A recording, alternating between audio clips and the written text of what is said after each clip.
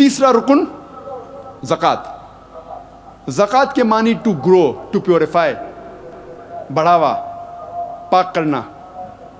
زکات ہر بالغ مسلمان کے لیے فرض ہے اگر اس کی بچت نصاب سے زیادہ ہے، 85 گرام سونا سے زیادہ ہے. if he has more than 85 grams of gold as saving، اس انسان کے لیے فرض ہے کہ وہ 2.5% ہر قمری سال خیرات کرے. فرض ہے. اگر ہر امیر انسان زکات دے، غریبی دنیا سے ہٹ جائیں گی. ایک بھی انسان بھوک کے مارے نہیں مرے گا. اور قرآن میں لکھا ہے سورہ الحشر میں، سورہ نمبر 59 آیت نمبر 7 میں، زکات اس لیے ہے تاکہ یہ دولت صرف امیروں کے بیچ نہ گھومے. so that the wealth does not circulate only amongst the rich.